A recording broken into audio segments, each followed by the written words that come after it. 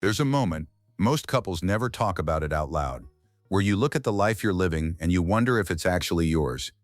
Mackenzie and Spenser had that moment, and unlike most people, they didn't push it down and get back to the routine. They blew the routine up entirely. They sold the house, they sold the cars, they quit their jobs, and they drove to a patch of land in rural Texas with a steel shipping container and an idea that most people in their lives probably thought was completely unhinged. What happened next would take years, cost more than money, test their relationship in ways no one could have predicted, and turn them into one of the most watched couples in the history of off-grid YouTube. This is the real story of life uncontained. Before any of this, Mackenzie and Spenser were living a life that looked perfectly ordinary from the outside. They'd grown up in Florida, gotten married, and were both working as servers at restaurants, making ends meet, paying their bills, doing what people do. It wasn't a bad life, but it wasn't a life that felt like it was going anywhere they'd actually chosen. The couple loved to travel. Road trips were their escape valve, the thing they leaned on when the everyday grind started feeling too heavy. And it was during one of those trips, a journey up to Alaska in 2016, that something shifted. They stayed in places most people never seek out. A converted train car in Washington state that had been transformed into a solar-powered hotel. An Earthship house in Taos, New Mexico, a structure built almost entirely from recycled materials, completely off the grid, living proof that you could create something radical and livable from next to nothing. By the time they drove home from that trip, Mackenzie and Spenser weren't the same people who'd left. The idea that had seemed impossible, or at best a post-retirement fantasy, suddenly had a shape to it. Spenser had been quietly obsessed with shipping containers for a while. The Alaska trip confirmed it wasn't a fantasy, it was a plan. They spent the next 2 years doing the math, drawing up rough ideas, and quietly building toward a decision that would terrify most people. Rising property values in Florida were making it harder and harder to see a future there anyway. The traditional path, bigger mortgage, longer hours, more years doing the same thing, was closing in on them. And in early 2018, Mackenzie and Spenser made the call. They weren't waiting for the right time, they were going to make the time right. March 4, 2018. That's the date. Mackenzie and Spenser loaded up and left Florida for good. But it's worth being precise about what that actually meant, because "we moved to Texas" doesn't capture the weight of it. They had sold their home, the physical structure they'd been living in, gone. They had sold their cars, both of them, and they had walked away from their jobs, simultaneously, with no new employment lined up and no income waiting for them on the other side. They weren't pivoting to a higher-paying career. They were stepping off the ledge completely.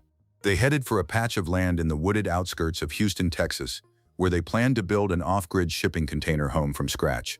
The land, according to some accounts, had a connection to Spenser's family, but the build itself, that was entirely on them. Two people who had spent their working lives carrying plates and taking orders were now going to cut open steel containers, run electrical wiring, build a plumbing system, and construct a livable home in the middle of the woods. Neither of them had done any of this before, not one bit of it. In the meantime, home was a camper van. That was it. No running water in a permanent structure, no proper kitchen, no climate control in the Texas heat. Just the two of them, a camera, a patch of land, and the terrifying, exhilarating reality that they had absolutely nowhere to go but forward. What followed was one of the most genuinely documented cases of learning on the job that YouTube has ever seen. Mackenzie and Spenser weren't pretending to be experts. They weren't presenting a polished renovation with a professional crew doing the hard parts off camera. They were figuring it out in real time, on camera, in front of whoever was watching, which in the beginning wasn't many people, but slowly, steadily became millions. The learning curve was brutal. Cutting into thick steel containers requires specialized tools and a lot of nerve. Getting the containers moved to the site in the first place turned out to be significantly harder than they'd anticipated. One of their earliest videos is literally titled "This is Harder Than We Thought," which tells you everything about the tone they set from day one. Wiring a home for electricity when you've never held a wire stripper before, building a rainwater catchment system from scratch, fabricating a solar array using Tesla batteries to power an entire household with zero connection to the grid. These aren't weekend DIY projects. These are serious engineering challenges that trained professionals spend years learning. Mackenzie and Spenser just did them, video by video, mistake by mistake. They converted an old barn on the property into a solar storage closet. They figured out off-grid internet, which, before Starlink, in the middle of nowhere, was its own nightmare. They built the frame for a deck by constructing it flat on the ground and then lifting the whole thing upright into place, because that was the only way Spenser could think to do it. Every solution was improvised. Every wall they raised, every beam they bolted down, every system they installed was the result of research, trial, error, and sheer refusal to quit. The channel grew because people could feel how real it was. This wasn't a couple with a renovation budget and a project manager. This was two people who had genuinely risked everything and were showing you exactly what that looked like, including the days when it clearly wasn't going well. And then, somewhere in the middle of all of it, Bo arrived. The couple's first child came into a home that was still very much under construction, a situation that would send most expectant parents scrambling back towards something safe and familiar. Mackenzie and Spenser kept building. The early videos feature Bo growing up alongside the house itself, a child who genuinely has never known what a conventional home looks like, because by the time she was old enough to notice her surroundings, she was already living inside something extraordinary. By the time August 2021 rolled around, the home was close to finished, and Mackenzie and Spenser had another announcement. Their son Cam was born that month, and unlike Bo's arrival in the chaos of mid-construction, Spenser had actually built a dedicated nursery ahead of time. That detail matters more than it might seem. It meant the house had reached a point where they could plan properly, build for the future, and stop surviving one day at a time. Cam was born into a home that his parents had made with their own hands, on land they'd chosen, powered by sunlight and rainwater. Whatever you think about the off-grid lifestyle, that's not nothing. The couple had said in a video early in 2021 that they'd always wanted children close in age. Both kids came into a family that had already proven, through years of physical and financial pressure, that it could hold together under serious strain. That's the part most viewers don't fully say out loud, but feel. Watching Mackenzie and Spenser raise children in that environment carries a particular kind of weight, because you've watched what those two people are capable of when things get hard. Not everything went according to plan, and one moment in particular stands out as the kind of setback that could have ended the whole project. Not the build, but the channel itself, and with it the income that was keeping the build going. Mackenzie was the one who handled all the editing for Life Uncontained. Every hour of footage, every assembled video, every hard-won piece of documentation of what they were building, it all passed through her. And then a hard drive failed. A month's worth of footage, gone.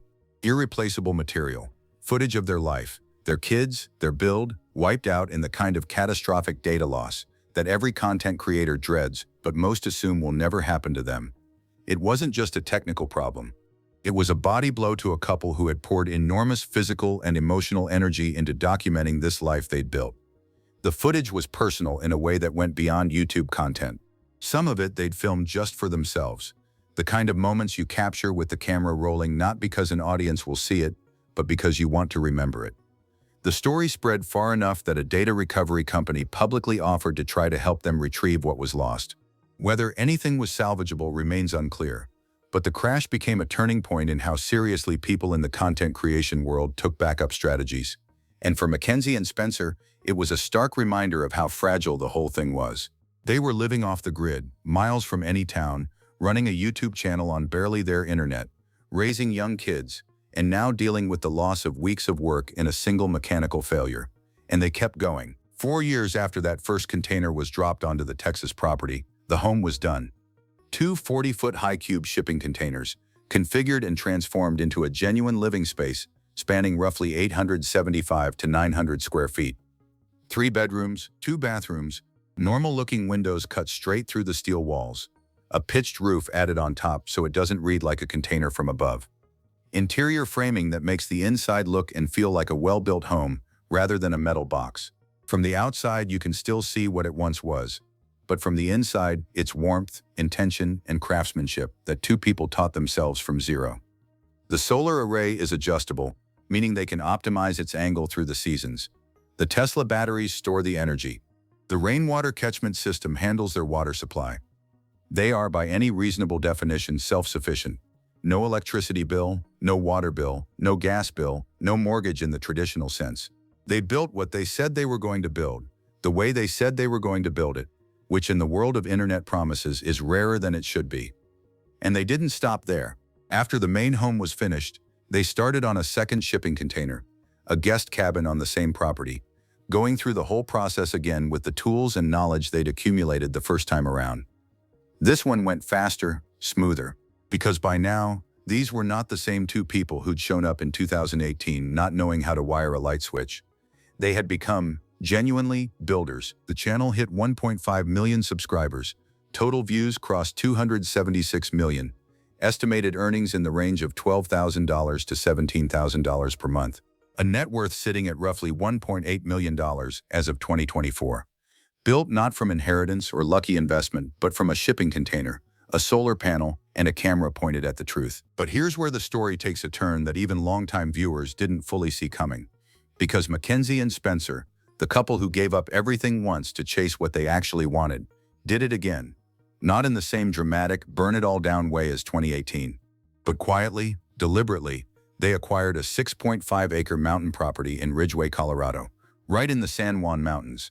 A 2,000-square-foot cabin on the land, 3 bedrooms, 2 bathrooms, a sprawling open-plan living area, and views that look like they belong on a postcard rather than in real life.